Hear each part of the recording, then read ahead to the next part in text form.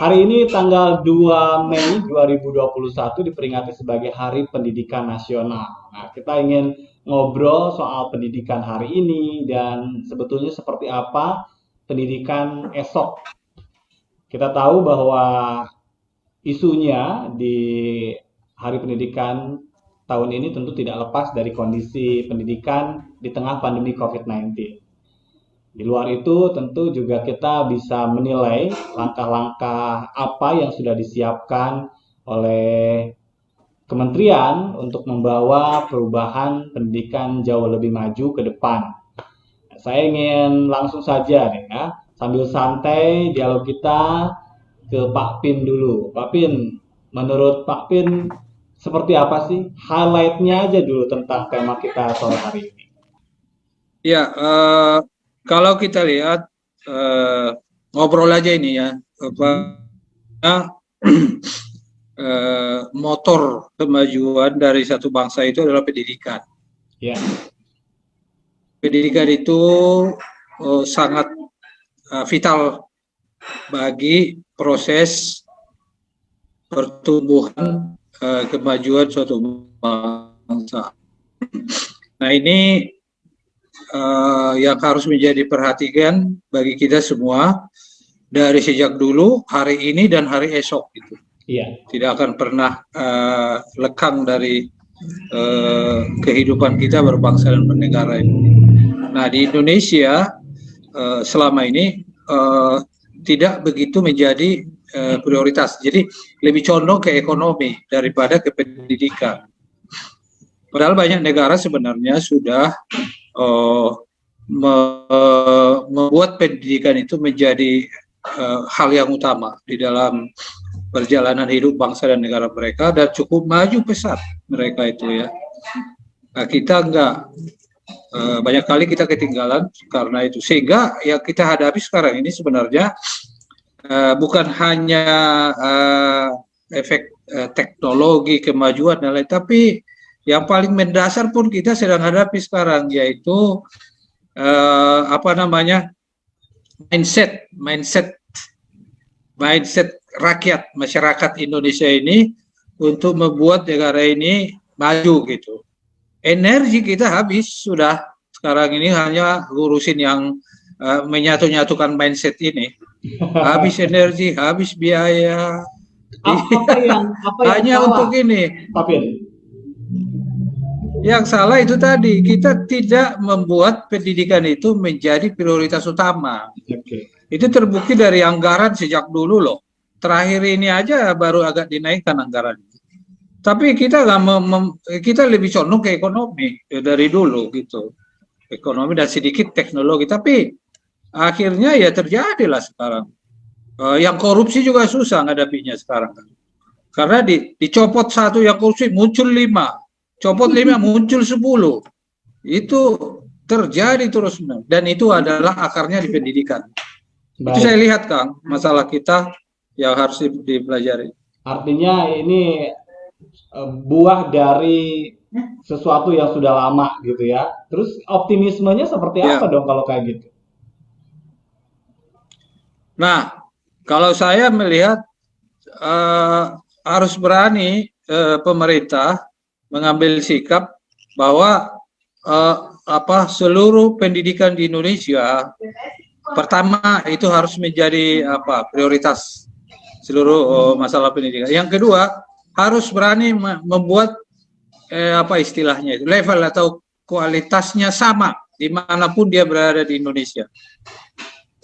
Itu tujuan penting itu. Karena apa?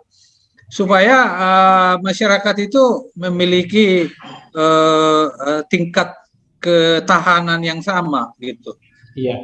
Karena banyak sekarang itu yang di desa-desa justru yang disalahgunakan oleh orang-orang tertentu kan, yang kasihan itu mereka itu yang tidak tahu apa-apa, dicekokin dengan hal-hal yang membuat banyak masalah jadinya, akhirnya dia harus mengalami masalah. Tapi Betul. kalau pendidikannya kuat, itu tidak akan terjadi, nggak Baik. akan terjadi. Jadi kalau kalau saya kaitkan juga dengan tema pendidikan tahun ini kan ada keserempakan gitu ya, keserempakan. Nah, Ya, ya, kata keserempak itu kan harus diawali dengan level yang sama, startnya harus sama gitu. Gimana mau bareng gitu kan? Kalau yang satu memang udah ketinggalan, yang satu udah lebih maju gitu kan. Betul, Dan betul. itu akan membuat akhirnya kalau bergerak semuanya, yang ketinggalan tetap di belakang, yang di depan tetap mereka yang sudah maju gitu kan, karena terus bergerak, nggak ada gotong royongnya. Baik, kita ke Bu Clara. Kalau Bu Clara, apa yang menarik yang ingin disampaikan di Hardiknas hari ini? Eh, Kalau aku ingin sampaikan, masih adakah keinginan generasi muda menjadi pendidik, baik itu guru ataupun dosen, ya? Karena kalau kita lihat, apalagi dalam proses pandemik ini ya, kalau guru yang di daerah itu, apalagi yang di pelosok-pelosok itu yang benar-benar punya passion full of teachers-nya, sampai mendatangi satu persatu, bahkan ada lagi ide gurunya bikin radio di kampungnya, ada lagi yang pakai HP karena mereka ada terkendala karena kuota ya kan, jaringan internet gitu. Saya masih ingat ya waktu saya kecil, saya tuh menjadi guru tuh terinspirasi oleh guru saya gitu. Bagaimana dia menegur muridnya yang salah dengan caranya, dengan yang keibuan. Terus saya masih ingat waktu itu kaki saya sakit, saya pakai sendal, dan waktu itu saya masih jalannya terpeok-peok, dia gendong saya loh, Kang Ajat. Jadi terus saya menginspirasi, aduh, jadi guru harus begini ya, menyenangkan gitu loh. Jadi menurut saya kalau untuk sekarang ini, sepertinya guru itu menjadi pilihan terakhir bagi generasi muda ya. Terutama misalnya kayak Apa bagaimana indikatornya pemerintah, apa? dukungan Kenapa pemerintah membuat sendiri. guru itu tidak menarik? Ya, ya balik lagi ada sedikit menyerempet soal ekonomi ya, begitu. Sementara kalau status di luar negeri, di luar Indonesia, begitu kamu tahu pekerjaannya apa, what is your profession, kalau dikasih tahu saya guru, saya pernah ya masuk satu negara, terus ditanya, kamu ini ngapain? Oh saya bawa murid. Oh kamu guru ya? Iya. Oh ya oke.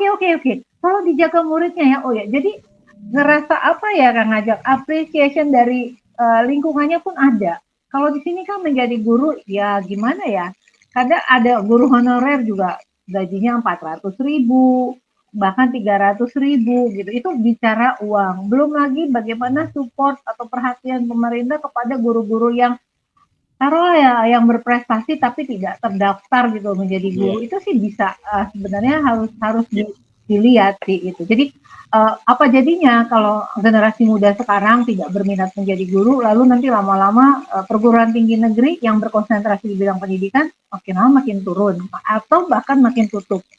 Terus yang kedua, kita kurangnya support pada pendidikan, maka yang bidang penelitian ataupun pengembangan diri itu sangat kurang sih, Kang Ajat. Menurut saya ya, kecuali kalau guru swasta.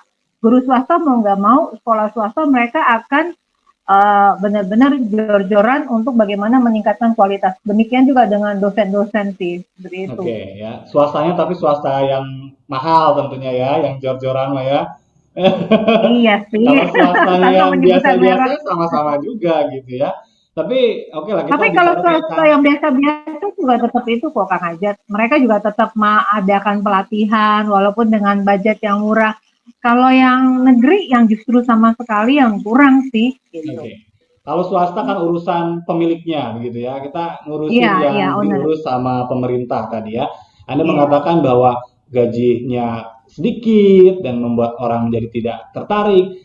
Atau jangan-jangan karena memang digaji sedikit karena sejauh ini rekrutmennya sendiri kan ya ada bahasa yang mengatakan bahwa tidak semua kan guru yang mengajar hari ini adalah guru yang lulus dengan kompetensi maksimal.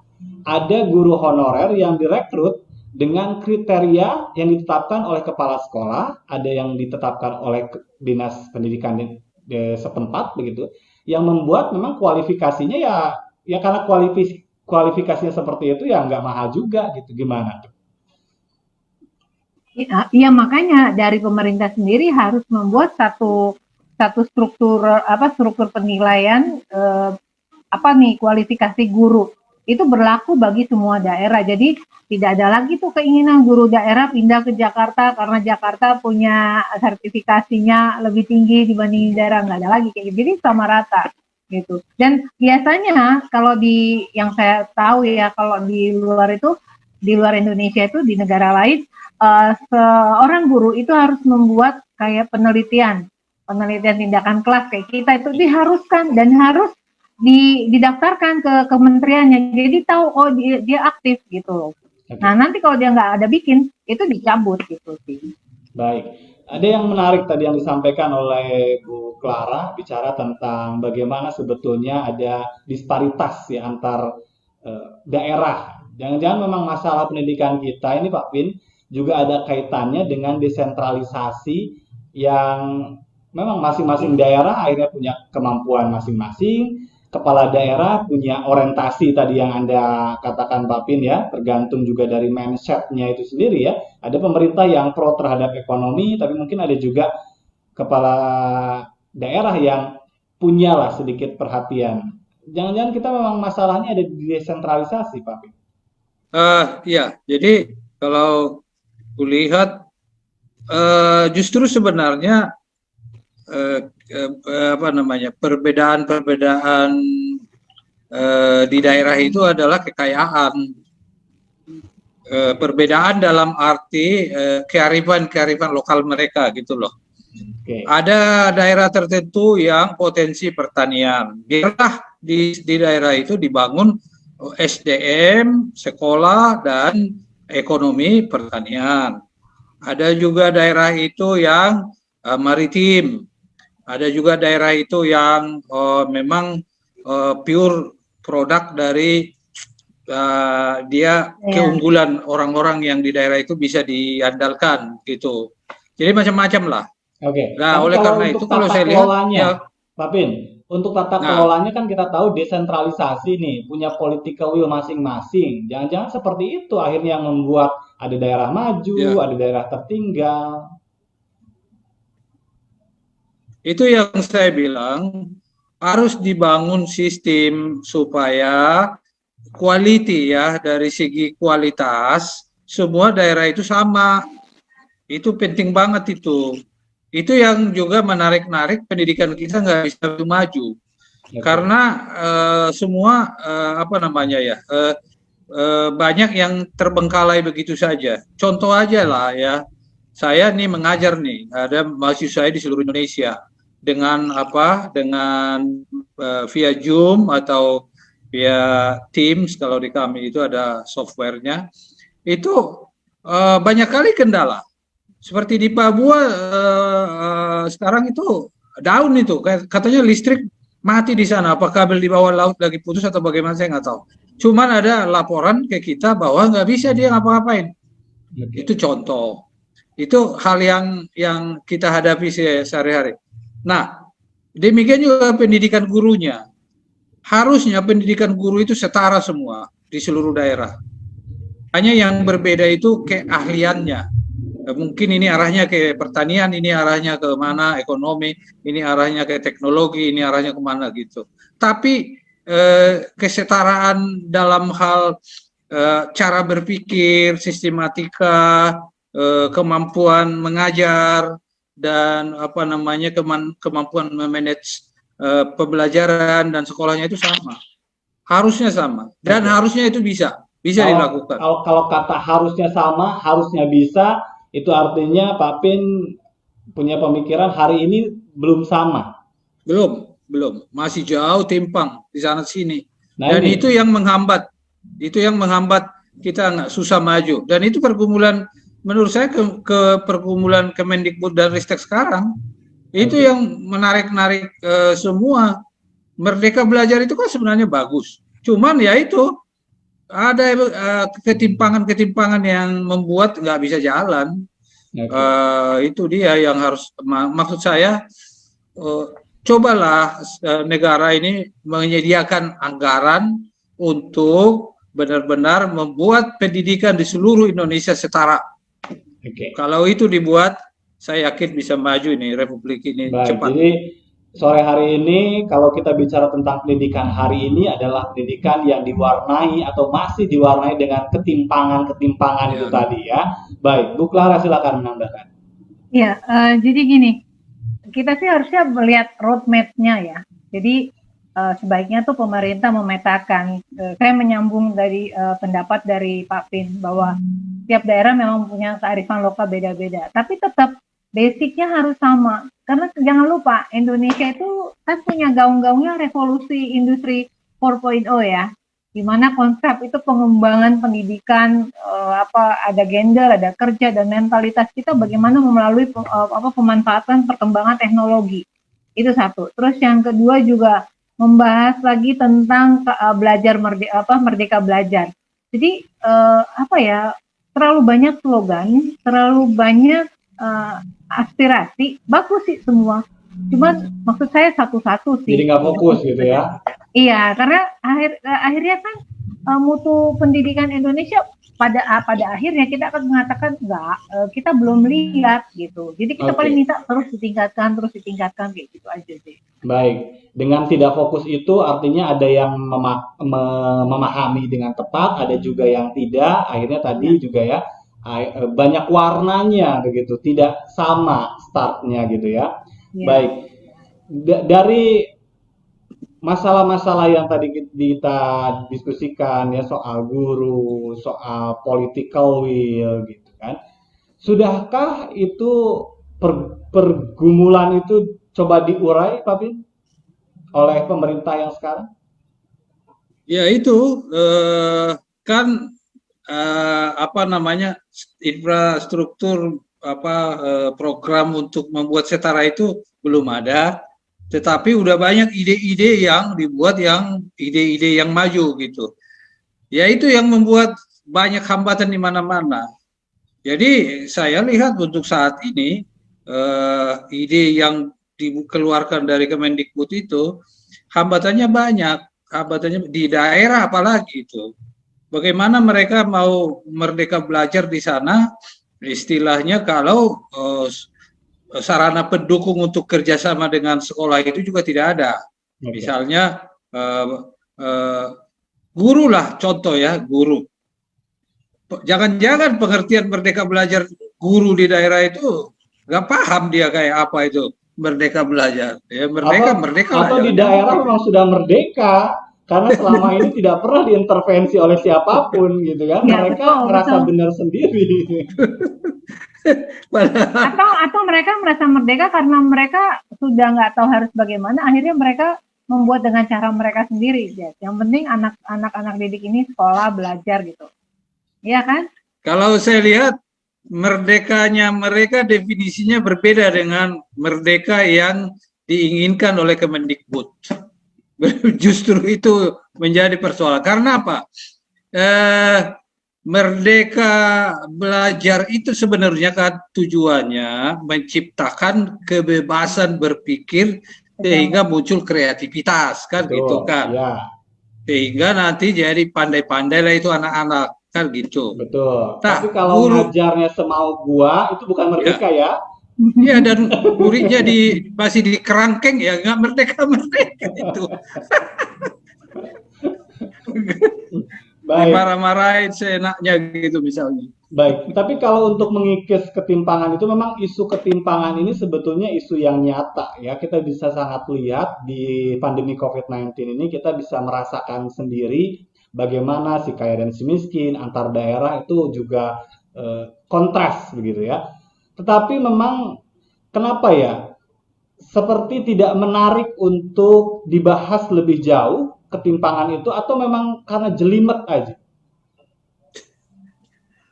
Kalau menurut saya political will. Harus berani. Kalau berani misalnya berani membeli Freeport, mengapa nggak berani membuat political will seluruh pendidikan Indonesia setara? Itu poinnya di situ kok. Cuman mungkin kita masih khawatir dengan bagaimana ekonomi ini, kan selalu berpikirnya ekonomi sampai sekarang. Iya. Nanti kalau ekonomi tidak bagus ribut lah, demo sana sini kan gitu. Ya itu dijaga-jaga terus.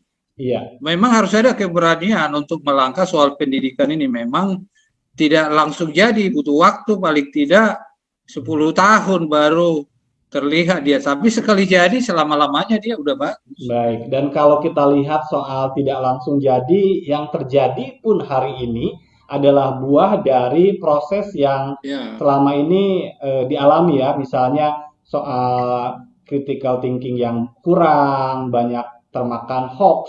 Itu kan artinya memang selama ini kita belum mampu untuk bisa membuat pendidikan ini, membuat anak-anak didik kita ini punya keterampilan berpikir kritis gitu ya. Dan juga membuat masyarakat akhirnya banyak termakan berita-berita bohong. Bu Clara, ada hal lain? Kalau saya sih gini, ini mumpung kementeriannya udah jadiin satu. Inilah saatnya duduk bareng buat roadmap, blueprintnya pendidikan Indonesia 5, 10, 25. Kayak Repolita zaman dulu lah, 5, 10, 20, 25. 25 ini jadinya seperti apa bangsa ini dalam dunia pendidikan. Nah, ini tidak boleh diganggu gugat, tidak boleh dirubah ya. Kecuali misalnya ada terjadi yang memang tidak di luar kendali kita gitu. Jadi semua tetap harus stick pada perencanaan, ya kan? Judulnya kan perencanaan pendidikan, orang manajemen kan. Oke. bos Tapi itu. kan sudah ada peta jalan pendidikan, sekalipun banyak diprotes, itu kan hampir sama idenya dengan apa yang Anda katakan, bagaimana pencapaian 5 tahun di masa kepemimpinan yang sekarang, hingga nanti 35. Iya, tapi kan Kang Ajat, perencanaan itu harus disesuaikan dengan kondisi lapangan ya. Jadi harus ada juga teknis-teknis apa sih pulau ini beda dengan ini bagaimana apa namanya penyelesaiannya seperti itu dan ini harus disosialisasikan ke seluruh rakyat Indonesia. Kita bayar pajak loh. Pajak itu kan mensupport biaya pendidikan gitu. Jadi nggak gratis loh sebenarnya sekolah itu gitu loh, Kang Ajat. Kecuali kayak ada satu sekolah yang emang benar-benar gratis. Saya nggak usah sebutkan yang memang benar-benar gratis dan itu memang support dari mereka yang memang punya punya jiwa untuk mendidik gitu kayak gitu yang tanpa campur tangan pemerintah itu harusnya sih seperti itu aja. Jadi tapi sayangnya apa sih ya dibilang organisasi-organisasi yang saya bilang lah itu organisasi yang swadaya masyarakat itu tidak dirangkul oleh pemerintah, tidak dipanggil duduk bareng, bukan dalam arti kata dipaksa untuk mengikuti peraturan ya, justru mereka harusnya difasilitasi mengikuti, oke, ini kamu kan bikin sendiri, nanti terima kasih, jadi atas kebaikan hati kalian sudah ikut masuk melakukan pendidikan ke rakyat kami, ke anak-anak Indonesia, kami permudah ini itu sih harusnya seperti itu. Okay. Jadi kalau kayak gitu pemerintah juga tidak akan banyak biaya karena akan banyak bermunculan anggota masyarakat yang ingin melakukan sesuatu. Hal yang memang kalau kita bilang pelik ya, tapi bolehlah ya dari kondisi pendidikan hari ini yang pelik seperti itu kita coba bangun optimisme harus seperti apa pendidikan besok dengan pijakan yang terjadi hari ini. Begitu, Bu Clara. Ya sebenarnya kita balik lagi ya apa yang ditanamkan oleh Ki Hajar Dewantoro yang sebagai tokoh pendidikan kita itu harus dimiliki oleh seluruh pendidik bahkan pemimpin termasuk pemimpin pendidikan kita itu harus mereka punya gitu. Jadi jangan lagi karena ada godaan dari perkembangan di sana lalu ikut ke sana itu aja kita stick. Jadi kita juga harus percaya diri sama hasil pendidikan kita sendiri. Kita harus percaya diri Kang Ajat karena dengan kita percaya pasti kita bisa gitu. Dan jangan lagi ditambahkan dengan aturan-aturan. Jadi baik itu guru ataupun dosen dibeban tugaskan harus ini harus itu harus fokus. ya fokus lah sementara kita juga saya bukannya nggak setuju ya akan penelitian Scopus, ya, karena itu kan memang bisa dikategorikan sebagai penilaian terhadap Ada standar luar standar negeri lah. internasional lah gitu ya. Iya, iya standar internasional ya. Tapi jangan lupa lagi, saya ini orang Indonesia di mana saya menanamkan Ini Linknya agak internetnya terputus tadi, putus-putus kurang ini bagus. ya. Ini Ya. sama seperti halnya pendidikan kita, memang putus-putus. Ya, terputus, ya benar. Yang kemarin udah bagus, yang terus kita diganti lagi yang baru, ya kan modelan baru lagi. Aduh, nggak ngerti deh. Oke. Seperti misalnya Kang, inilah udah 1,5 tahun kita berhadapan dengan belajar online gitu. Ya.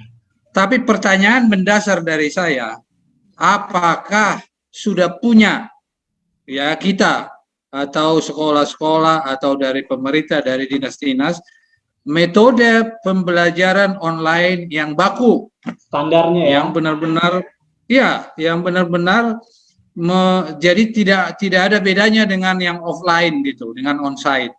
Iya. Saya kira kita masih terbengkalai semua ini. Jadi anak-anak itu makanya ada tatap muka. Jadi kita kembali ke standar yang kita udah punya lama itu.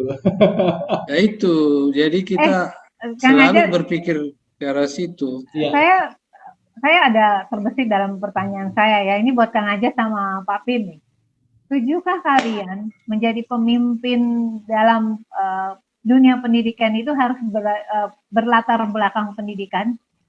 Nah, saya mulai dari Kang Ajat dulu deh. Oke. Kalau saya karena kalau bicara menteri ya, jabatan politik, artinya jabatan politik tidak harus dikaitkan dengan latar belakang, karena bisa jadi memang disesuaikan dengan pertimbangan politik dari periode kepemimpinan seseorang begitu. Jadi kalau buat saya itu nggak mutlak, tetapi ya, pada saat orang yang tidak punya latar belakang, kan itu dia harus belajar cepat ya. Di satu sisi masyarakat harus bersabar untuk menunggu dia belajar cepat. Nah, untuk bisa belajar cepat, bagusnya orang yang tadi tidak punya latar belakang itu didampingi oleh mereka-mereka yang berpengalaman. Karena bagaimanapun birokrasi kita ini sangat unik sekali ya.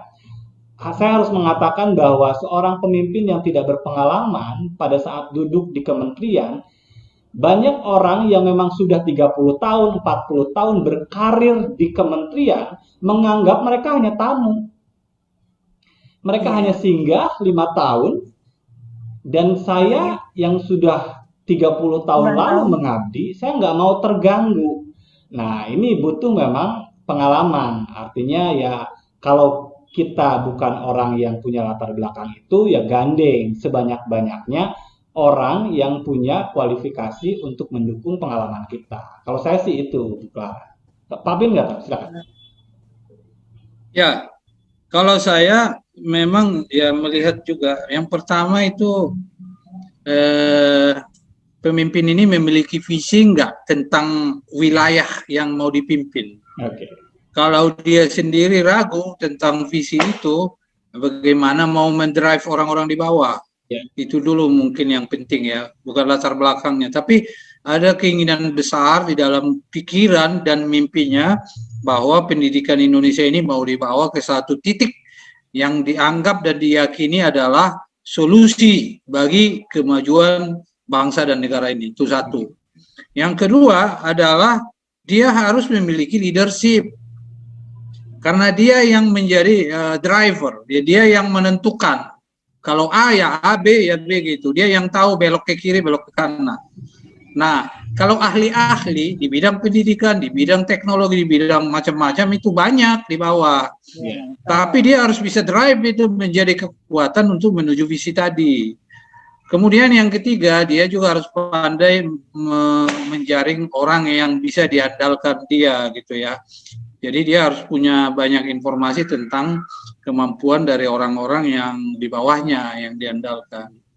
Saya pikir itu ya modal utama ya. Kalau harus latar belakang pendidikan tidak harus, menurut saya begitu.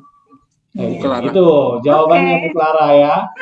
Tapi memang ada hal yang menarik begitu ya di masa kepemimpinan Mas Menteri yang sekarang kita tahu memang tidak berlatar belakang itu, kemudian juga belum sama sekali apa istilahnya ya mengecap lah bagaimana warna pendidikan di tanah air itu, sehingga memang ya bukan hal yang mudah baginya untuk bisa masuk dan diterima. Saya yakin di birokrasi juga pasti ada benteng besar tuh ya yang harus dia runtuhkan, karena yang saya dengar kan juga akhirnya enjoy dengan tim bawaannya gitu, sehingga tidak ke strukturnya nggak masuk gitu, dan itu jelas akan membuat kinerja sangat berat dan lambat gitu dalam dalam bergerak.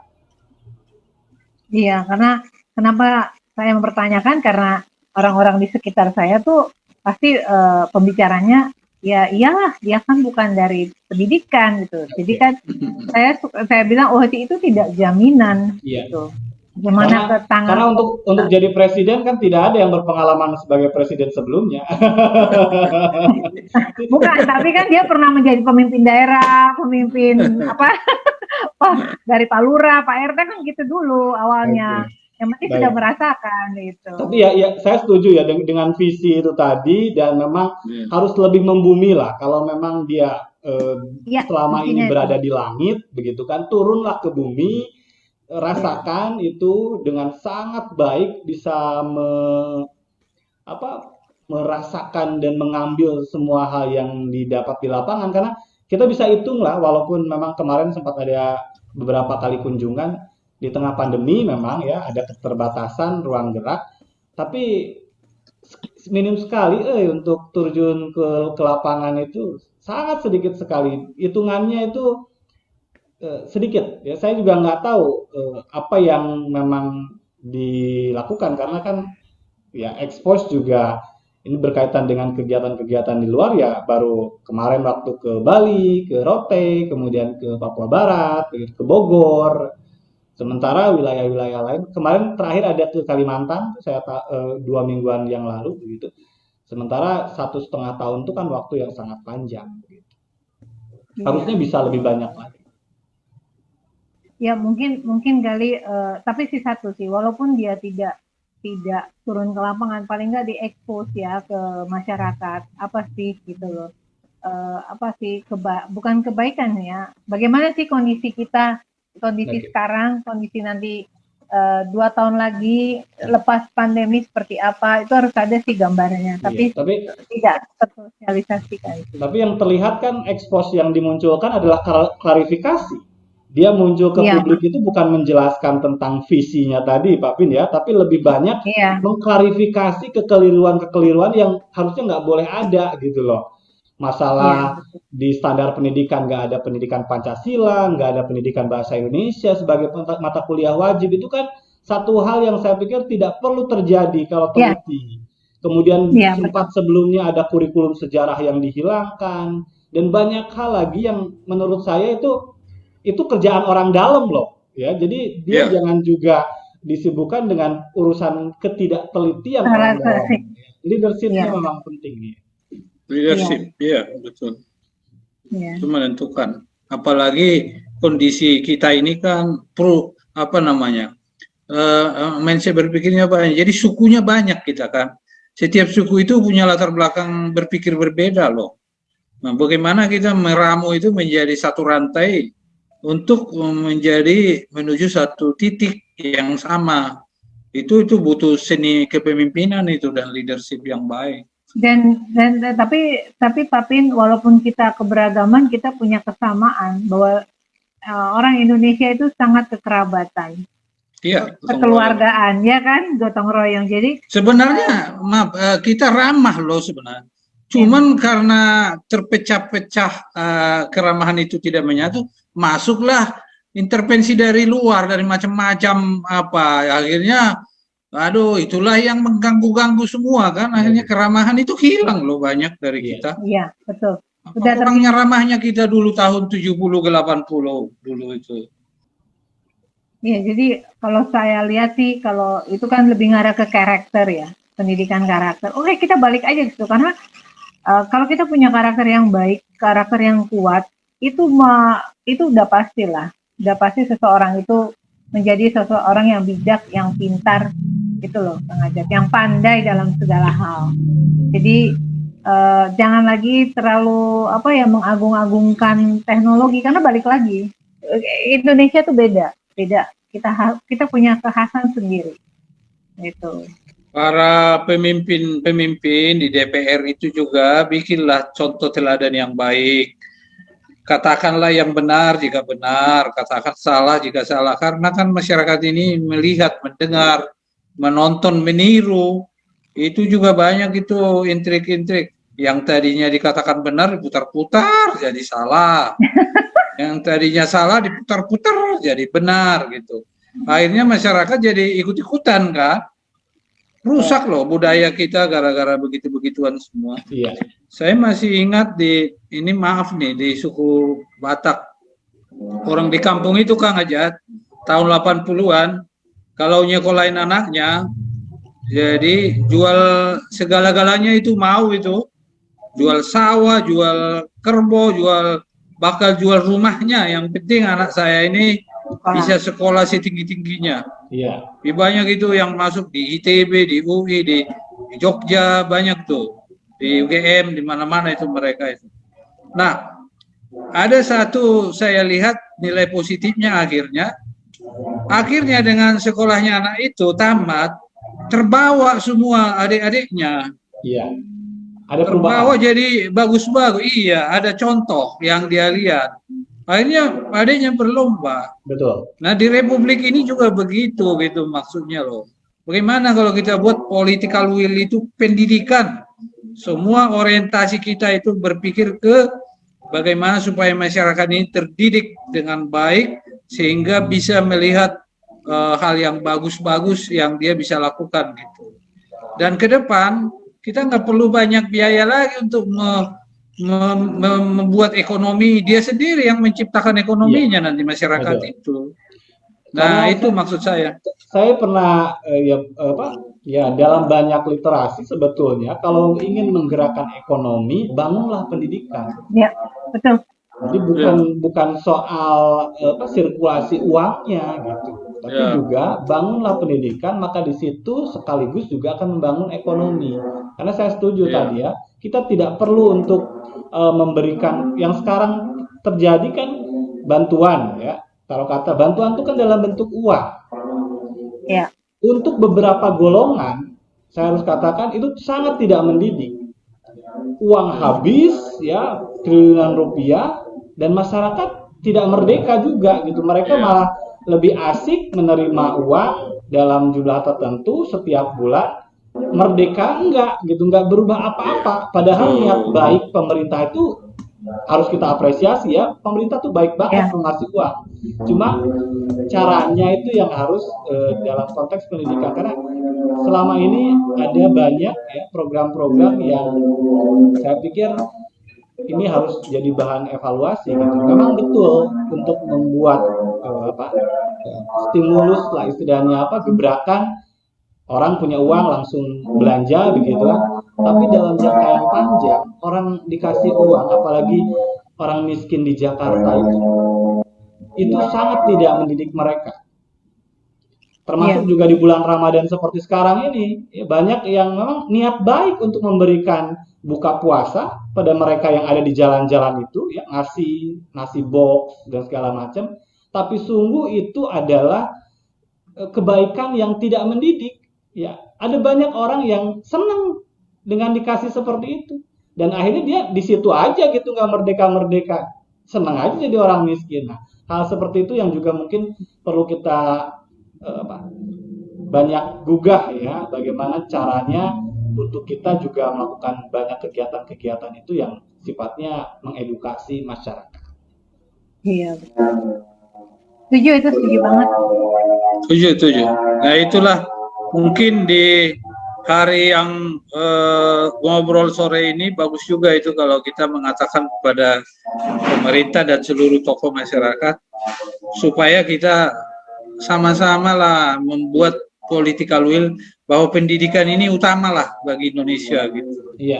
Kalau mau maju, kalau mau menghindari berbagai macam arus dari luar yang begitu mengganggu sekali itu, dan kehabisan energi kita, kehabisan uang untuk mengatasi arus yang begitu deras itu. Iya, Karena tapi nggak kokoh, masyarakat itu nggak kuat. iya, tapi kata utama itu bukan sekedar narasi ya, Pak Pin ya. Bukan Ya, sekedar narasi gitu. Kalau bukan. kalau sekarang kan narasinya bagus-bagus gitu. Iya, makanya bagus-bagus, tapi nggak apa ya, nggak semua orang paham.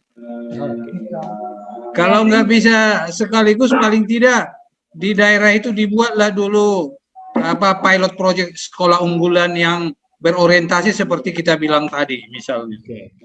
Dibuat itu supaya itu nanti menjadi contoh bagi daerah itu. Itulah yang dia lihat-lihat. Oh, ini bisa maju, ini bisa maju.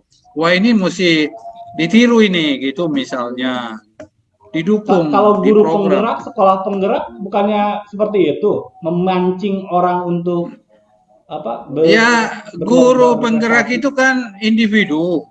Kalau nggak didukung dengan sistem dan apa namanya eh, pola yang baik, hilang Intervensi ya gitu sendiri ya. itu, nggak ada kekuatannya, nggak punya dia dengan kekuatan yang kuat. Ini yang kita hadapi ini kan apa namanya, kerusakan sistematis.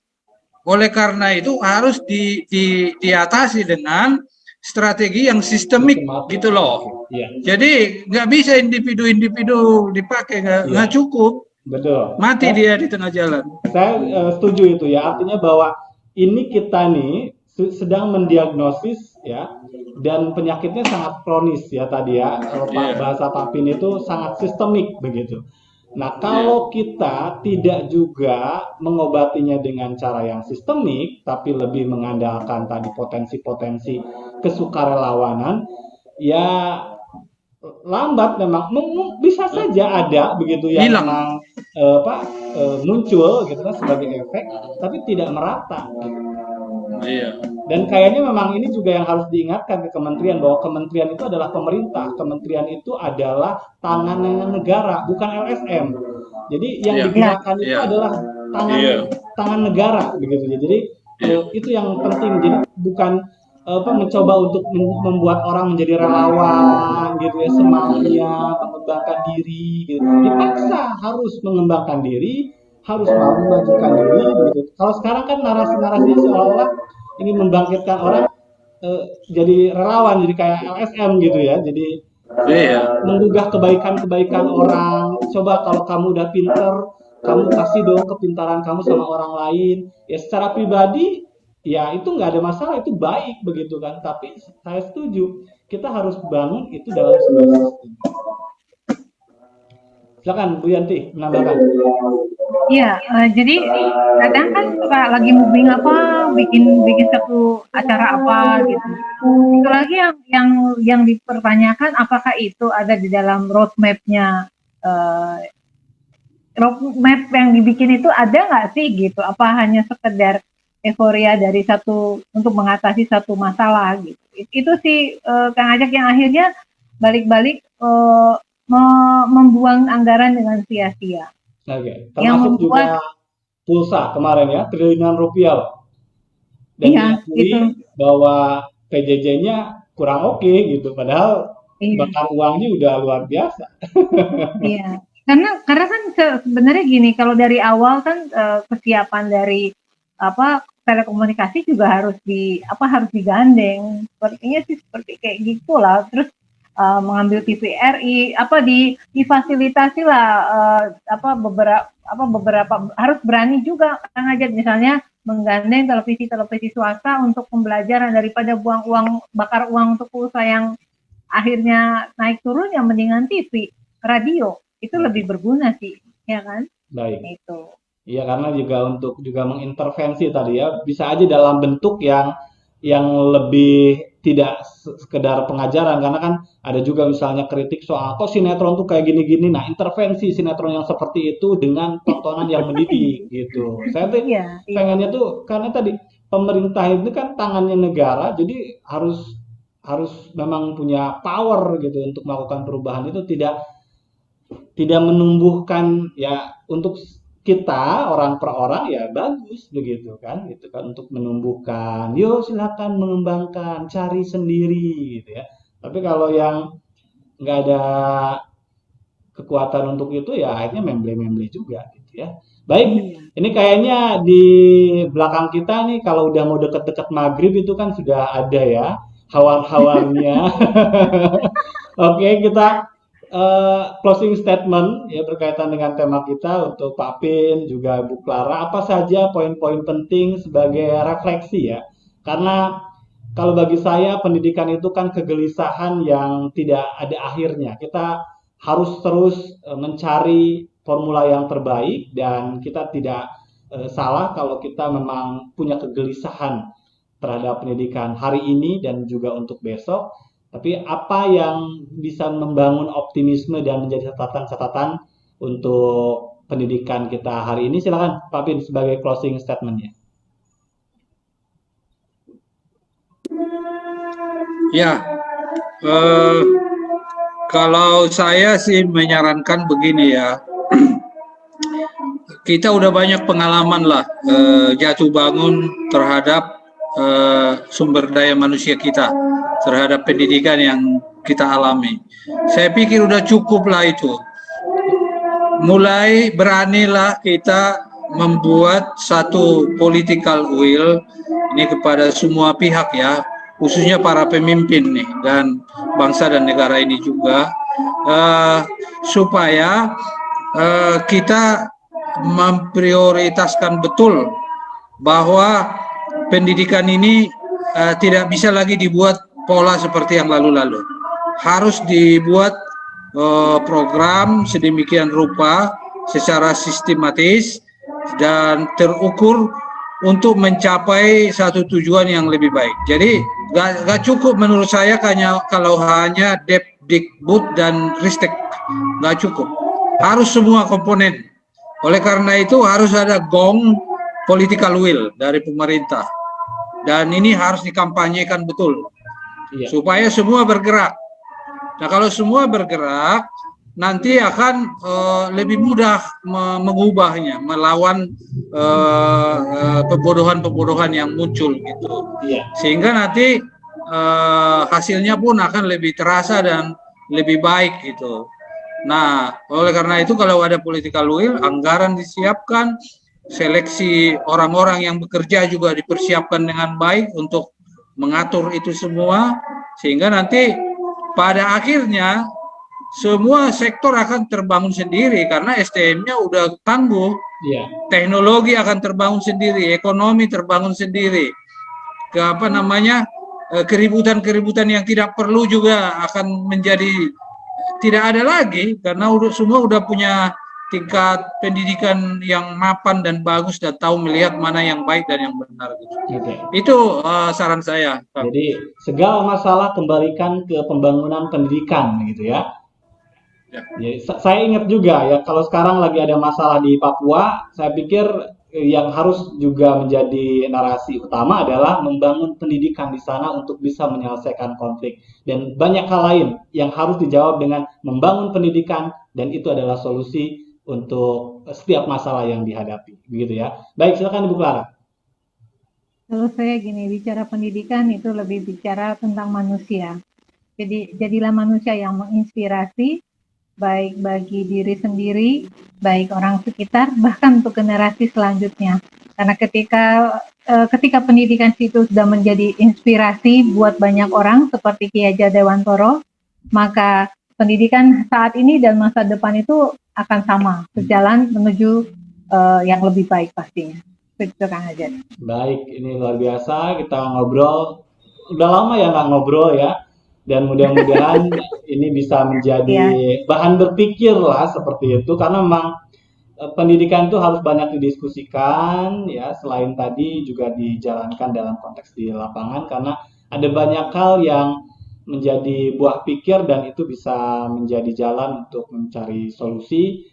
Saya berpikir juga tak salah kita untuk terus gelisah karena itu juga yang dilakukan oleh Ki Hajar Dewantara ya. Beliau gelisah melihat ketidakadilan, beliau gelisah adanya ketimpangan Dan dari kegelisahan itulah beliau bisa berkarya, memiliki kepedulian dan menginspirasi kita hingga hari ini.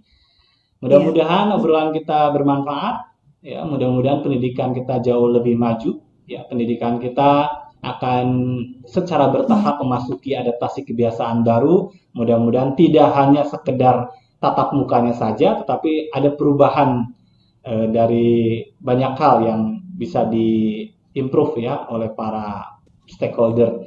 Tidak hanya guru, tetapi juga para pengelola, termasuk juga pengembang kebijakan. Terima kasih Pak Pinodang Simanjuntak, terima kasih Ibu Karayanti Herawati atas waktunya. Terima kasih untuk teman-teman semua yang juga menyaksikan tayangan ini. Selamat Hari Pendidikan Nasional 2021. Saya Jaturatma, sampai jumpa. Sampai jumpa.